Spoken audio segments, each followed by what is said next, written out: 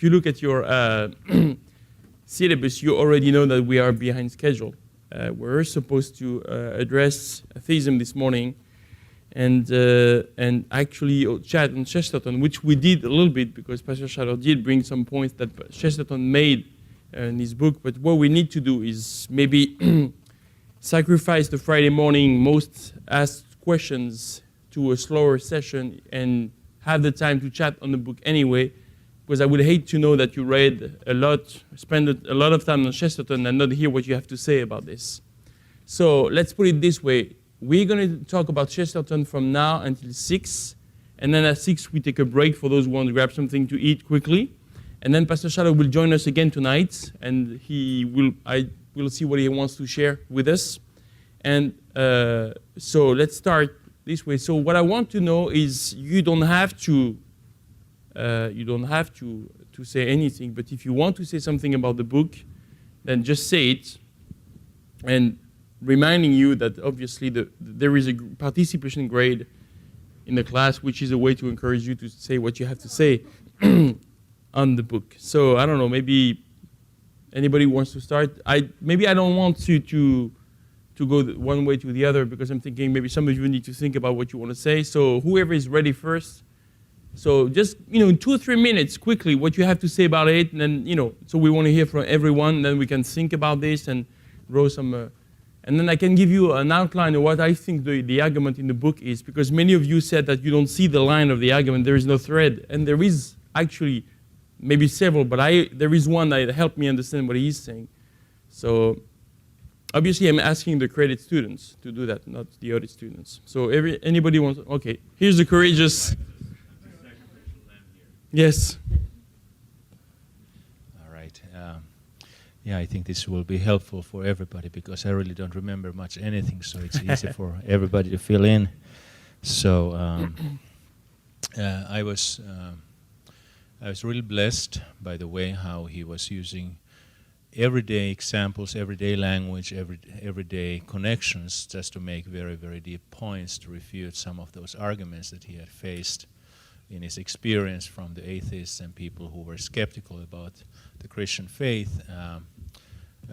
Even though the vocabulary wasn't easy at all points, I was really glad how he also underlined this need, like there's no need for these big, big words and cloud all kinds of things with them, but just explain it very simply. And in fact, however dense he was simple in a certain other way. Sometimes his thought was going long time before he got to his point, really, but it's all right. I thought that his thought process was unique. What were those things that brought him to Christianity and to the Orthodox Christian faith? How all these arguments against Christianity and how they didn't make sense to him actually drove him to really think about these things more clearly, and that was just such an enjoyable and fresh thing. There was nothing overtly academic about it. There was nothing pretentious about it. It was just very enjoyable on that level. Concerning his last chapters, which I probably remember the best, because I spread reading the book a couple of weeks. I thought that he went through his last 2 chapters quite fast. He could easily have expanded those last things more, and he actually did not accomplish so much of explaining orthodoxy than explaining what was his way to orthodoxy. So it was very much a personal testimony.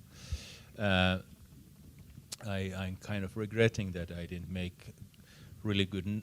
Actually, I didn't make any notes of that book to myself. Somehow, it just was running short of time. But him developing this whole thought, I think he started from epistemological viewpoint, and he progressed into more to the specifics of the different objections, to different miracles and some specific aspects that are objected in Christianity, and as you found a lot of quotes from there, yeah, there's lots of great quotes there, lots of good points, and I'm looking forward to glance through it again and just pick up some of them for myself also. But Great, thank you. Just a few points. I don't know if I should say the points because you might actually say the points yourself. So I'm just writing down some what you're saying and some of my comments. I will keep my comments for later because I don't want to say a comment that you would like to say. So, anybody else? Sarah?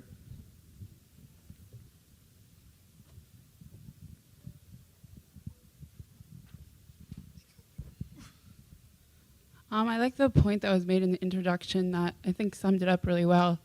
Like how philosophy is like cyclical and it goes around in a circle, but the cross, though it has like a contradiction at the heart of it, the paradox, it can go on like in all directions and meet all people.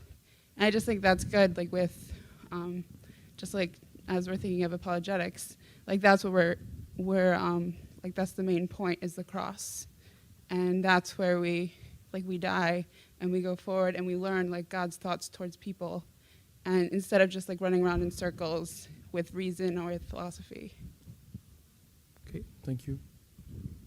I love that, the approach that everything was very non-empirical and promoting differences rather than similarities. And because that's been on my heart, that the latest lessons in my life, that actually there's nothing we can prove, and all God is asking from us is to learn to love differences.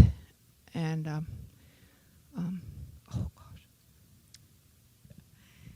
that's all. Okay, but I mean, you can come back if you think of something else. Just ask. We have time. So, Pastor Otero? I found this book very edifying because when he started that in the introduction in defense of everything else, that first chapter, he made a point that some of his friend who was very critical towards Christianity has read some of his former books, maybe Heretics. Yes, it's the case. And then he is saying that, okay, I'm dedicating this book to you, and this is now from the positive viewpoint. The last one was from the negative viewpoint.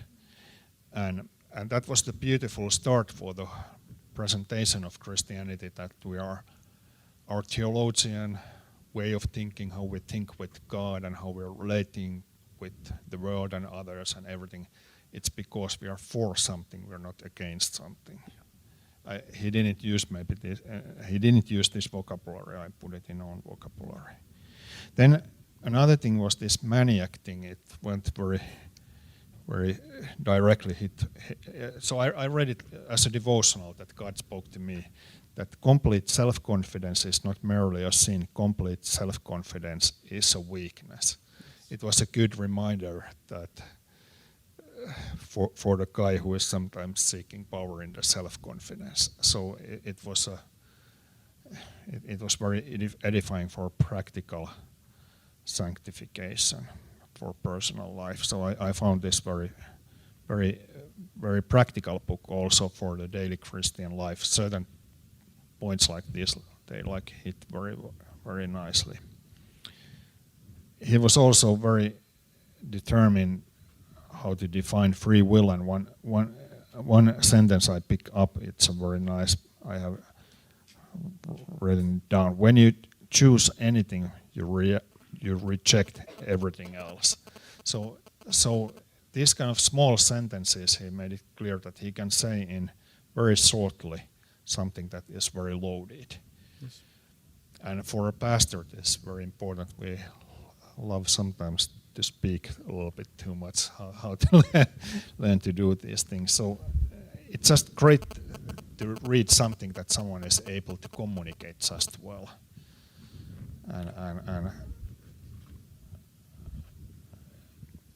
And another thing is that I don't remember that chapter, but some old people, they thought that become practical politics, that methodology is all in all. You don't need to have ideals.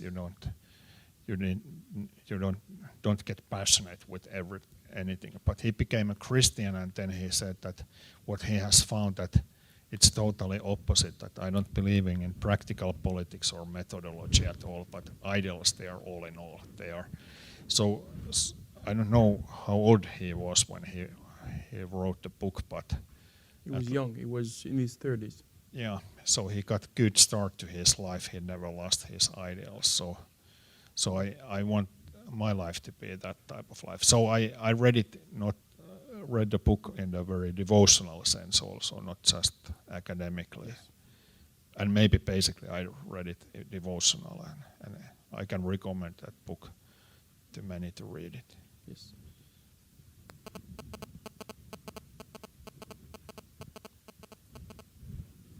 Oh, Ramia and then Debbie.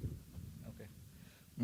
I have two things, and he said that Christianity is centrifugal. It's going around, but it stays in one shape, and from getting smaller to getting bigger. I like the idea that we go around with the world, and but the Christianity stays in that same doctrine of receiving God and just knowing God in your heart. And the second thing I found out was about suicide. I like the way he incorporated the suicide into apologetics, because sometimes in our door knocking, and we don't know who's behind the door, and sometimes we encounter people who are ready to take their own lives by themselves. And I like what he said when he said that suicide is taking the right of God in your life and taking the right of others to live. It's kind of like so deep for me. So when I dwell on it a little bit, it's like I think he's trying to say that you have no right to take your life, because if you do that, you're taking the right of others to live, and you are kind of like telling to them that there's no hope to live because of what I did. I take my own life. I don't know. That's just Okay. Debbie.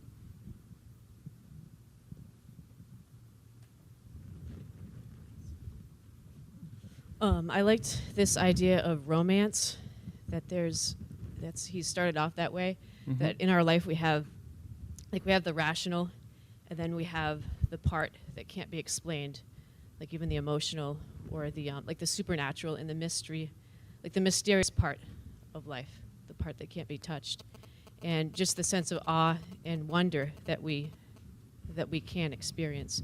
And I really like the way he actually he wrote about the fairyland, and kind of like the make-believe land, that when you're a child, like 1 or 2 years old, maybe 3, like this is actually very rational to a young child. Like it makes sense that, like there would be this, mysterious world unlike reality. And it's just as the child, or as we get older and we become more rational, we lose our sense of wonder. And because we're like, like our presuppositions are being built about reality or about life. And I liked what he said about, like, even just a simple thing like a door opening, like the child has, like a very young child sees that, and there's just awe and wonder behind that. And as he gets older, like it takes more to kind of like bring that awe and wonder into his life. And I just think that's a great picture of just like the life of faith that we have. Like really, like we become like children, or we have to become like children to really walk by faith and really see what is unseen, and really the reality that's the supernatural reality behind, the physical reality. So I enjoyed that picture. And yeah, okay, that was it, I think. Thank you. Mr. Steve? Yeah, just in chapter 5, when he speaks about the optimist and the pessimist, Mhm. I really loved his defining between the two. That optimism is not just believing all things are good and rejecting that, and refusing to believe or recognize that there is nothing that is bad or wrong. But he spoke of it in the sense of like loyalty and patriotism, and I think we also think of faith. The optimist is a believer in the goodness of God. Just a couple of things that he mentioned. An optimist is a man who looks after your eyes, compared to the pessimist is a man who looks after your feet. It's like the optimist, the believer, the faith-filled believer is wanting to know people according to their heart and their life. And but the pessimist, which I think really he defines like these four horsemen, these men who are loudly proclaiming their unbelief, they are just like pessimists. They're this. He also mentions like this, the anti-patriot, the one that is like a traitor, and he also calls them like a candid friend, in the sense that they will just speak the negative things, feeling they need to be spoken, but actually they have a secret. This is in 226. They have a secret desire to hurt, not merely to help. This is certainly, I think, what makes a certain sort of anti-patriot irritating to healthy citizens. And just a little further down, he also mentions about the giving of bad news. If 1,200 men of Tottenham are down with smallpox, if someone is making this announcement, like who is making that announcement makes a huge difference. Someone is telling me I'm a sinner. Someone telling me about the reality of hell or the end of the world. Like it makes a big difference. Who is it telling me? Is this, he says, some great philosopher who wants to curse the gods? Or is it the common clergyman who wants to help men? Like who is the voice of this? And I love this difference that the believer is not just a different way to go through life than an unbeliever. Or unbelief is not just one way to go through life, but it's actually a very destructive and cursed way to go through life. And there's nothing good that comes from it, but the destroying of men's heart and hope. And anyway. Thank you. So I had planned on reading this book on my travels. I spent 8 days in Costa Rica with the teenagers and then came back 2 days and flew to Europe. And it just wasn't that kind of book. It just went horribly wrong when I kept trying to read this book with teenagers. And I actually got very frustrated, kept having to reread paragraph over and over again. So it started off really bad for me, and I actually still haven't finished it. But it did catch up to me finally, and I really started enjoying it. It took me a little bit, but just to say something, one thing that struck out to me, the part that he said when he started talking about displaced humility was fresh for me a little bit. Not just that it's displaced, but actually that we are at our happiest when we're humble as human beings. And that rule also applies to the world, and how the world is always, I'm using my own words now, but the world is always making big things to be part of, and big superheroes and big Hollywood stars and big baseball players, because in their presence they feel small, and that small feeling seems to subconsciously fit us. And I thought that was very unique, and it reminded me a little bit of Timothy Keller's book when he's talked about that statement where he said, we haven't learned low self-esteem yet, which is such an ironic statement in this world to say that. But more than just amazing to me, it's also such proof that we are made by God. Because if we are evolved from evolution, then number one, we would hate or detest anything that's humble or any humble thing, but actually we don't.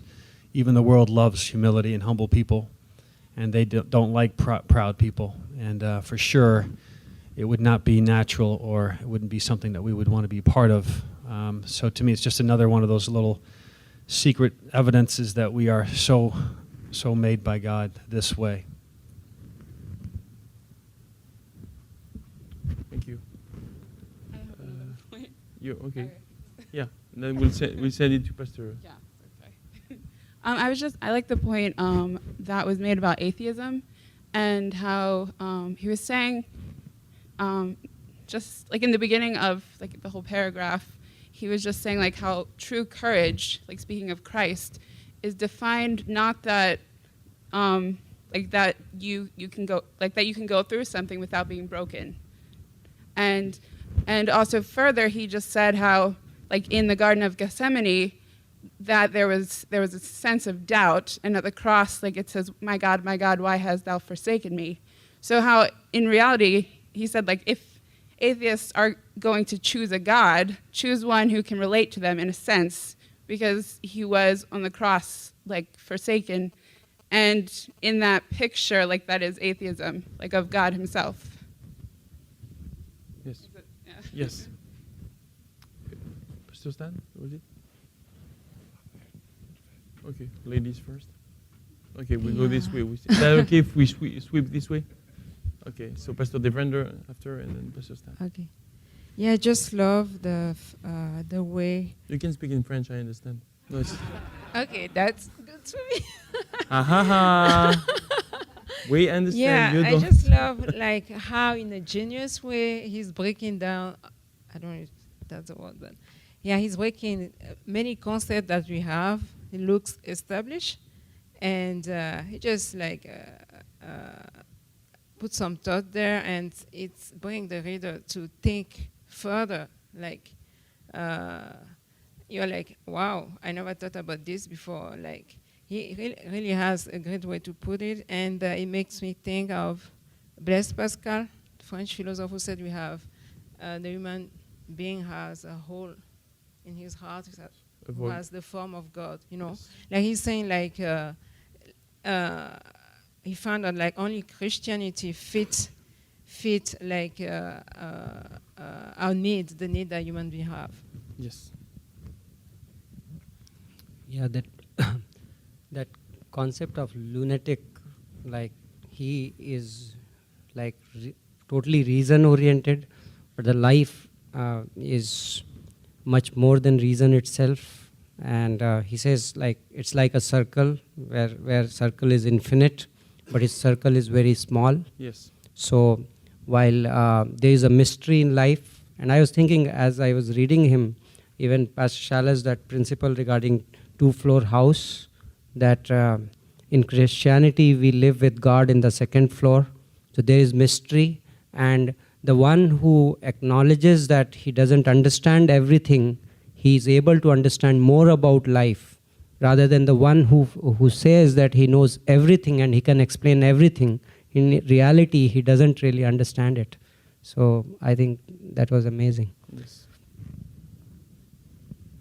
Pastor Stan? Well, I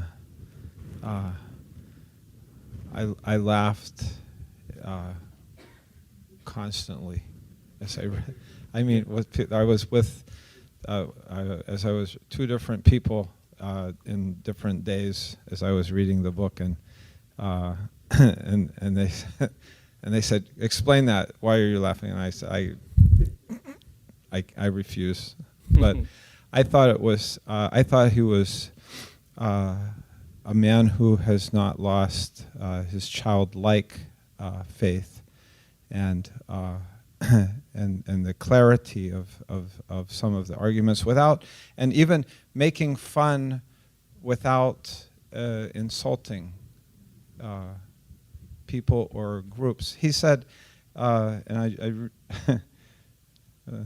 the modern, this is page 51, the modern world as I found it was solid for modern Calvinism, for the necessity of things being as they are.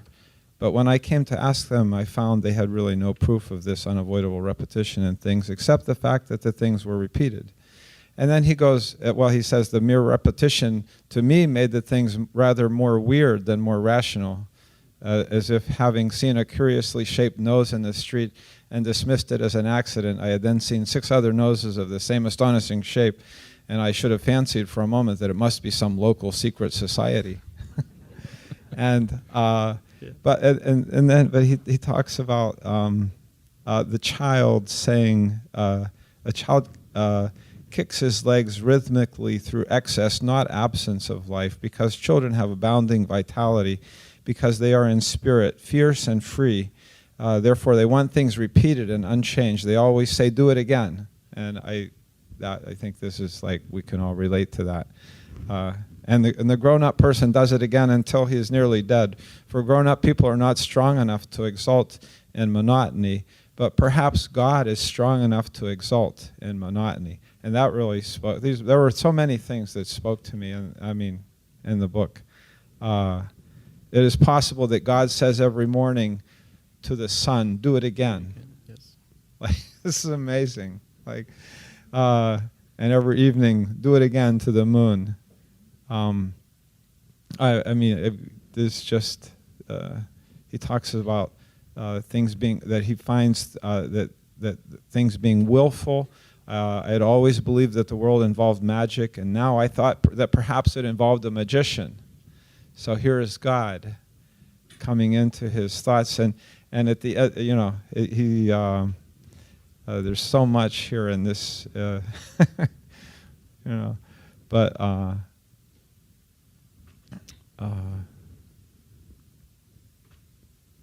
I wanted to say one other thing, if I can find it. The largeness, like you were saying, Pastor Pete, too, about the largeness and smallness. That he said that the largeness of the universe, because there was I forgot who he mentioned there. Herbert Spencer is proving because of the universe is so the solar system was so large, and so the size of the solar system ought to overawe the spiritual dogma of man. But he says then that this largeness did not result in any fondness. But he said, but I found that I was quite fond of the universe and of this place that a magician had created, and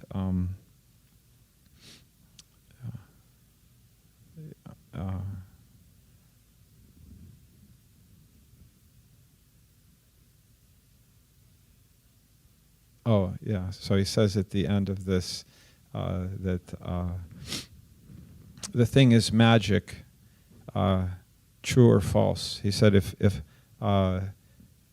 in some dark way, I thought these things, I thought them before I could write them, and I felt them before I could think them, that we may proceed more easily afterwards.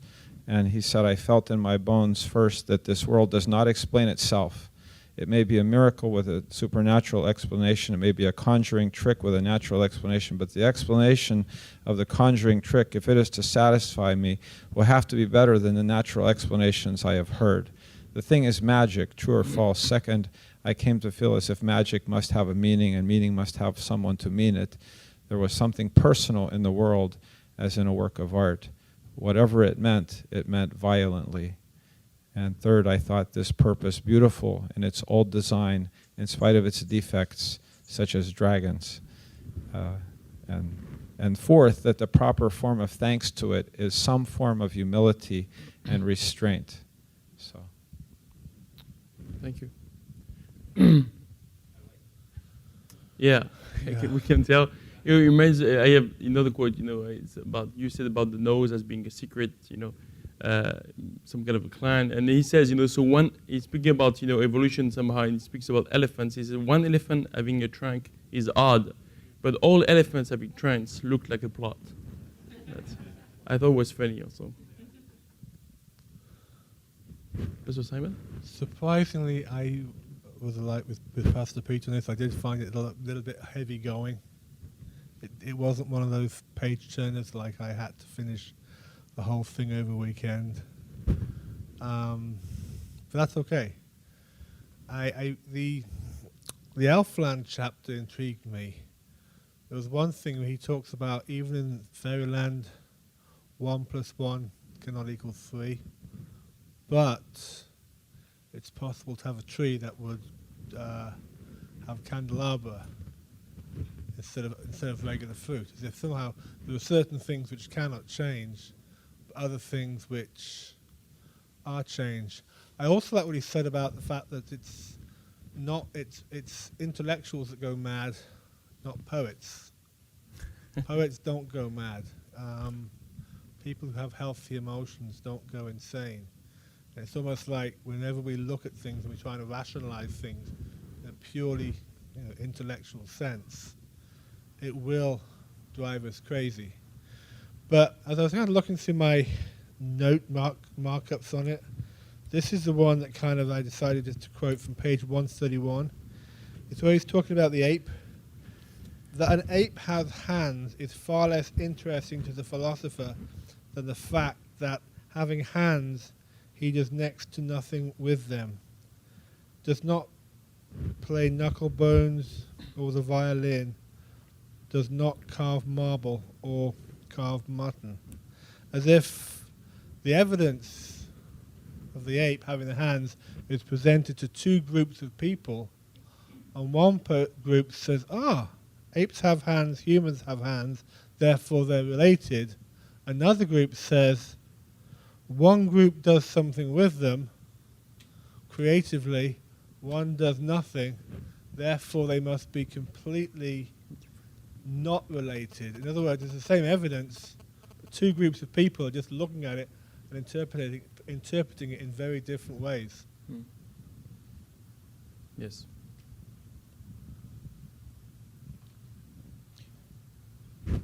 Another thing that I really liked in the book is that he really lays bare all the motivations that we people often have in our hearts, why we think a certain way, why we end up going after a certain thing. I cannot give a specific example from the book, but it's a recurring theme all the way how he exposes the motivations of intellectual, wise people.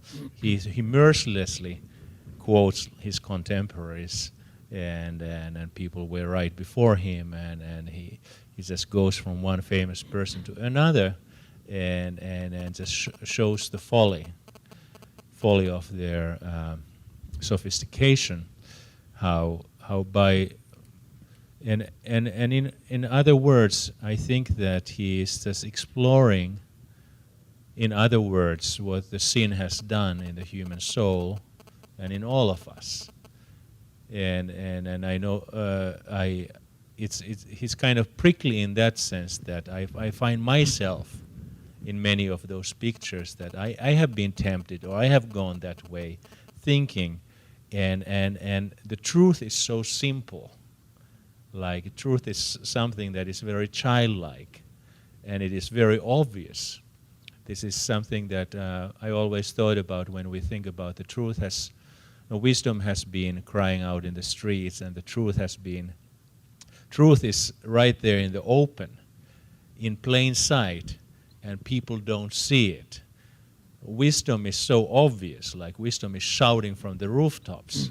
And it should be so obvious to everyone, and somehow we people in our sinfulness have grown so blind to see those very, very simple things, and I think part of his strategy of using all these silly examples, like we go talk about these elves and animals and silly occurrences, I think it is his way to just like bring to the focus all that, like the silliest things actually are very, very truthful. And God's truth is very simple, and we can so easily miss it because of that sinful habit of pride, sinful tendency of us trying to get appreciation by thinking complicatedly or or whatever reason, trying to avoid the truth, trying to suppress the truth, but he kind of digs himself into a subject through a seemingly unrelated thing, and actually hits the point and unravels all that complication that we men build around that subject to cloud it, and that his way of bringing out that simplicity really is very attractive. Yes. Thank you. Okay.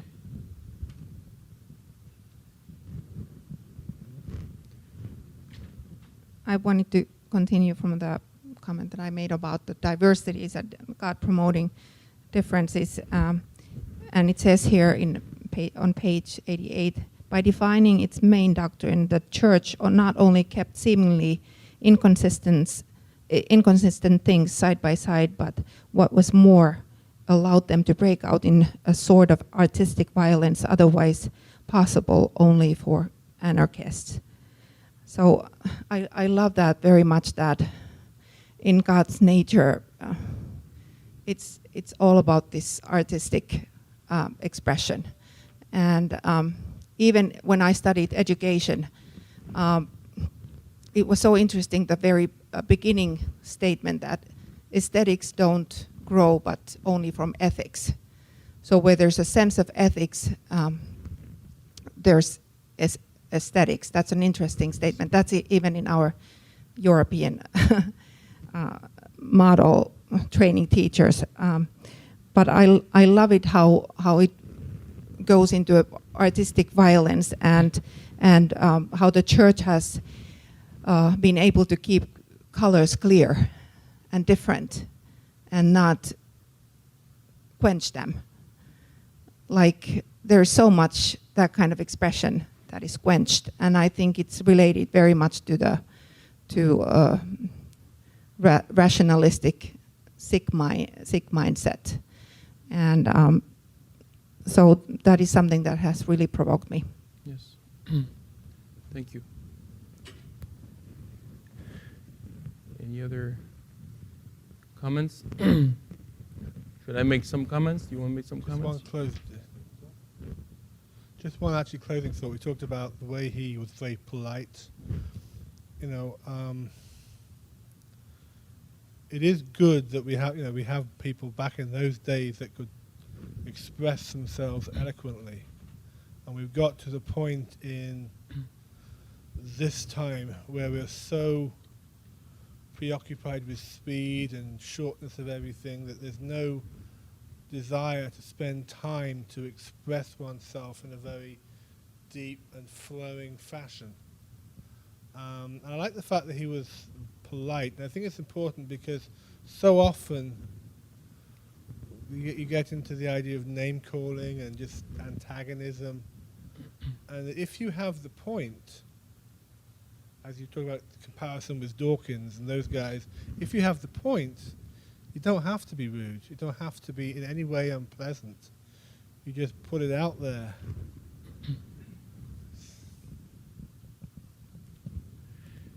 Okay, well, yes, Andy. Sure. I want a good grade. Well, you have a grade now because you speak, but the good grade depends on what you're going to say. Oh, pressure. Okay. Just thinking, I guess we had a conversation at church, you and Pastor Dave really mainly, and you said that he really brings out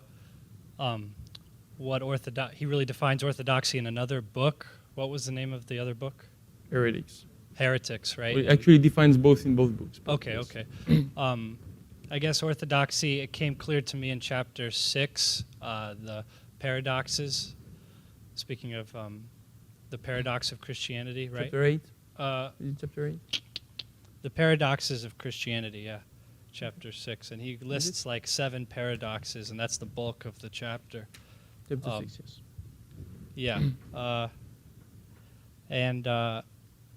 Yeah, he really made it clear Christ is the key, and that to life is complex, and you know that this is the right key by the fact that it fits. You would never question a key that fits a hole, because a hole is complex. The hole for the key is complex.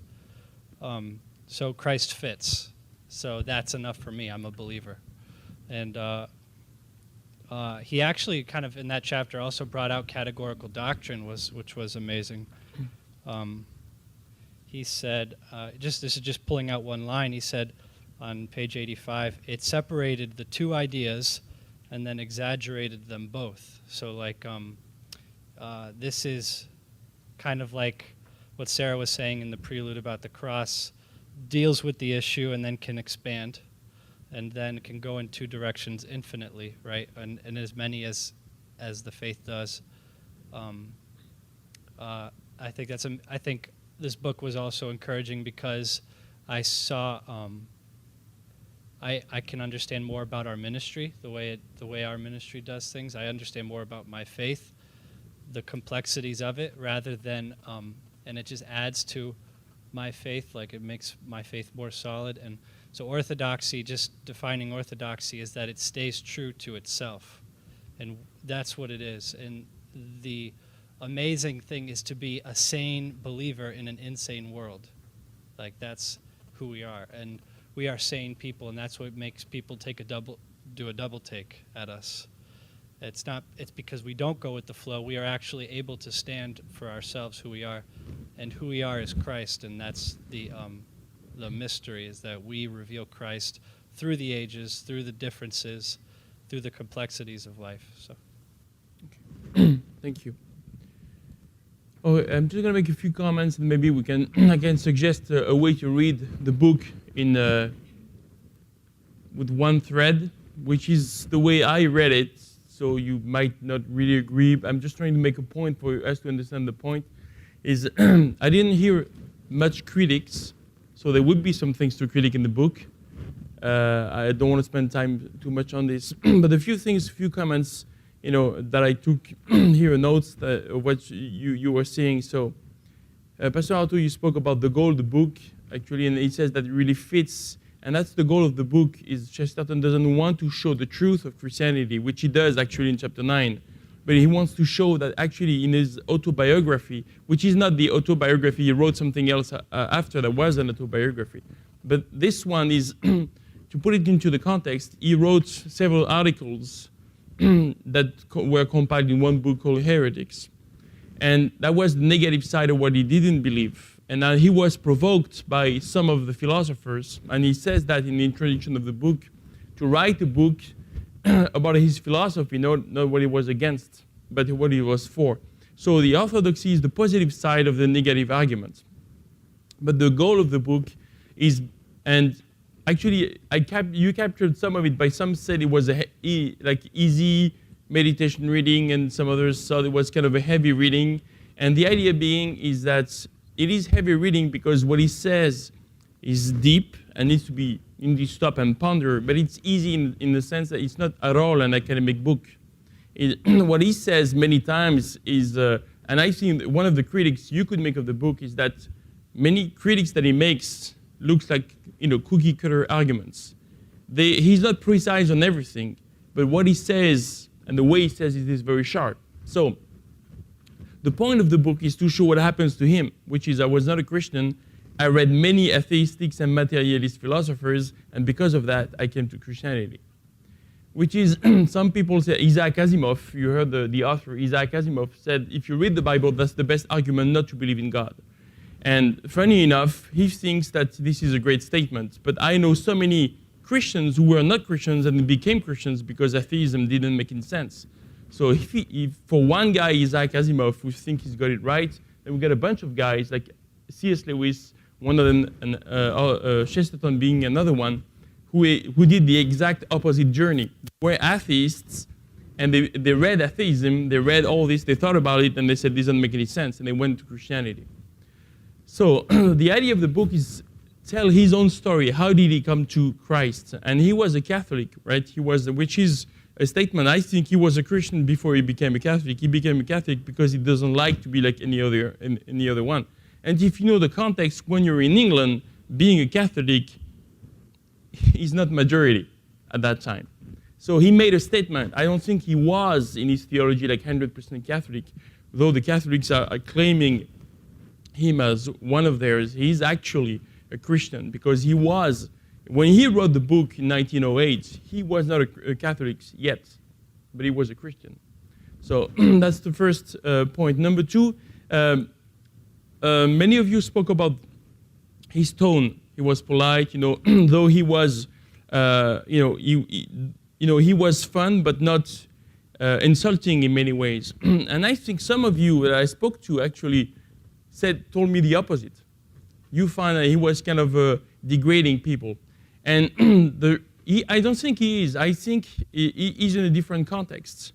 In the beginning of the 20th century, we didn't have the Dawkins and Hitchens and all these guys that were provoking, that actually provokes back to the Christians to answer in the same way, which is wrong. We talked about this yesterday, about the apologetic attitude. And by the way, I'm just making a side comment, but many books you read in theology are not about theology, they are about reacting to one's theology.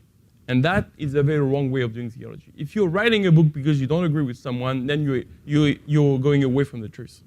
And that's the same with apologetics. If I'm arguing because I don't agree with someone, that's a wrong motivation. I'm arguing because I want to preach the gospel and present it. And I need to find coherent ways and constructive ways to do it. I need to develop arguments. But this is why I don't like the idea of debates. And I would never be involved maybe in a debate because I think it draws the worst out of us at some point. We have, doing a conference is one thing, doing a panel discussion is another thing, doing a debate, at some point it will draw the worst out of us. And at that time, it was not the same thing. Many of the guys that you read in the books of orthodoxy were good friends of Chesterton. And actually, when they were debating outside the books, they were also organizing debates by papers and some other venues. When they were done, they would go to the pub together, having a good time. And because it's a different setting, and being strong and voicing what you're thinking was a mark of respect to the other's opinion. Now today, we are, as Christians, being very much impregnated by the idea that tolerance should direct the way we talk. Well, tolerance doesn't have any meaning if there is no disagreement, as we said this morning. The very idea of tolerance has some content if you and I disagree. If everybody agrees, the word tolerance goes out of the dictionary. It doesn't exist anymore. Tolerance comes in when we disagree. So what some of you maybe took as being rude and condescending in a way, it is for today, but it was not for the time, not in the same way. So what we can draw for that is, remember what we said about the attitude. We need to be careful. And I don't think, and we're not making a point when we're just making fun of something. And I was with Pastor Tero and Rita today for lunch. We had a lunch, and we were actually discussing the idea is that it's easy for us. Like for me, a setting like this in apologetics is very easy because everybody agrees with me. So none of you will challenge my arguments because we're all Christians. That's very easy to develop an apologetic like this. Now, when you're facing people in the street, or when you're facing people at work, or when you work among academics in a university, then you're a different setting. And this is where you know actually that your arguments work or do not work, or when they are. So it's easy because if I make a joke about something, then you're going to laugh about this because we'll agree this is funny. And sometimes it's good. And I think one of the things that I like with Chesterton is making fun of philosophies that are really dumb. And when a dumb philosophy is dumb, then dumb makes me laugh. So it's okay for me to laugh, and it's okay for me to make fun of something that is funny. So I don't have any problem with that, and especially, but the reason I don't want to do that as a reaction, I don't want to do that as a habit, but it's okay for Chesterton to do that because actually he was doing that in front of his opponents, and it was very much accepted. Actually, one of his best friends was Bernard Shaw, who he actually quotes several times in the book as being an opponent. So that's a whole different era, right? Today, if you don't agree with me, how many families, maybe that or friends were separated over the question of gay marriage? And not because Christians decided not to speak to the unbelievers, but the unbelievers think you're too intolerant and you're out of the picture. So you're actually very intolerant because you're erasing me from the list of your friends just because I don't agree with you or something. So the unbeliever is intolerant. I don't want to be intolerant. But that does not mean I cannot choose the tone on which I'm saying things. I need to have the liberty to express my disagreement. And as a Christian, when something is stupid, and I present it the way it is, then it would come out as being stupid. But it's not because the way I present it, it's because the way it is in itself, right? A dumb argument is a dumb argument. And if I repeat a dumb argument, then it looks like dumb to you because it is. So we don't want to make fun. That's not the goal. But when something comes out as a dumb argument, it is a dumb argument. And unfortunately, it's true in both senses. It's true for the unbeliever and it's true for the Christian too. We need to be careful with those arguments that we actually have. This is what I'm saying sometimes. It's good in our ministry because we are outside in the street and facing people. So we are actually able to check the arguments. But, you know, it's funny. I remember a few years ago, I was teaching the class of Apologetics. And in our Bible college, 90% of our students are outside of our ministry.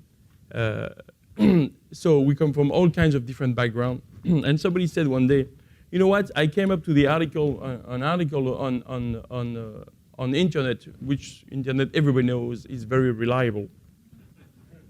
And this is what it says, you know, and they quote the big name, you know, NASA discovered, you know, that we're missing a day, and it actually backs up the story of Joshua when he prayed to God that he would hold the sun. And I heard that before, and I know how stupid it is. And I'm thinking, I'm blaming us as Christians not to think about what we're seeing. And I asked him one question: how much days do we know we had since the beginning? We don't know that. What if we don't know how many days since the beginning, then we don't know we're missing one? It's not possible. Oh, I didn't think of that. Yes, that's the problem. We need to think through our arguments. So it's okay for me to be provocative sometimes, to go down to, you know, to battle, as we said yesterday, June 1:3. We need to contend earnestly, but the word earnestly is as important as the word contend. We need to be careful with our argument. The point I'm making is that I think that somebody as skilled as Chesterton has a right to use the tone that he's using in the book, because what he's saying is sound. And what he's facing, you know, in front of him is not sound. And when he repeats it for what it is, then it doesn't sound. Okay? So, a few more comments because we want to finish at 6 and give you a break, and then I will just give you the outline what I think the book is about. One thing that I talked with Sam, I don't know, the other day, I don't know who was sitting next to you, but maybe Pastor Dave, about, you know, the poet and the mathematicians. The poet doesn't become insane, the mathematicians becomes insane. And obviously, Sam did not agree with that. Not every mathematician is mad, and actually not every poet is sane also. But he's making a point, like it's like a general point. The point being is that a poet knows, somebody who has a poetic mind, meaning is ready to believe in elf, you know, or anything like in magic. At that time, you know, him and, you know, some other guys like C.S. Lewis, and obviously, I forgot his name, Tolkien. They are very much in their minds. They're totally, you know, and what he's saying is that when you're ready for magic, so which means for him as a Christian, when you're ready for God, then you actually can think and accept the idea that you don't understand everything. But when you try to calculate everything, that's the idea. Once you try to be a rationalist and try to figure out everything with your own world, with your own part of science, then you become mad. Because if you don't accept reality, which will never possess all knowledge, then you lose your mind. That's the idea. So I just want to reassure Sam that he's not against mathematicians. It's just, unfortunately, he's taking you as an example. So we need to take Chesterton for who he is. He's an essayist, and he's also a polemist. And he's making points, and sometimes his points are not academic enough, but still, he provokes us into thinking. And this is what I liked in the book. So, Pastor Arto came also, when you spoke about the motivation, I think one thing that we like, or what I like about him also, he goes to the bottom line, what is beyond the arguments. And I think it helps dig up, you know, the issue we spoke about this morning about presuppositions. If Romans 1:18 is true, meaning that people suppress the truth, I need to find a way to show him that he does suppress the truth. So if you think about Romans 1:18 and you're thinking there is two things that we hear in the verse. Number one, everybody knows God. Number two, everybody suppresses the truth. Now, if it is true, I have two ways to see apologetics. Either I'm spending my time showing that people know God, and I think I'm losing my time because the Bible says they already know God, or I spend my time showing the unbeliever that he suppresses the truth already. And I think the most effective way to do apologetics is to show him that he suppressed the truth. So the idea behind it is to use the vocabulary in Chesterton is to show him the motivation behind the argument. Why? And have you ever asked, and Pastor Schaller brought it several times into the class, by biblical psychology. But he said, and in the service also, he said that I don't know if he actually did that or he said it as a story, but if you meet somebody in the street, and I've done that in a different way, you ask the person, okay, if you see the room on the other side, this is room 2, let's see room 1. All of us are non-believers, and Pastor Simon comes to us and says, okay, God is in room 1, and he wants to meet you. Are you ready to meet him? How many of us as non-believers would say no? Many of us. Because we have many reasons that pushes us not to meet God. This is what we call presuppositions. If I did ask the question one day to someone, okay, if I would prove to you without a reason of a doubt that God exists, would you be a believer? And the guy had to tell me, honestly, looking at me in the eyes, I'm not sure. So proofs are not always enough. I mean, that's one case, obviously. I'm not making a general case, but what I'm saying is that what we need to bring up is the motivation behind the arguments. Why are you opposing Christianity? Is it because of intellectual reasons or because there is deeper reason than that? And that's what I think he's talking about. Okay, so let's take a break. And then it's 6:05. I'm going to give you 25 minutes if you want to grab something for dinner. And just maybe what we can do is, if you want, we can meet in the lobby and talk some more. Unless you want to do something, and then we'll be back here at 6:30. I will give you the outline of the book, and then we'll move on to what we were supposed to talk about this morning. So see you in 25 minutes.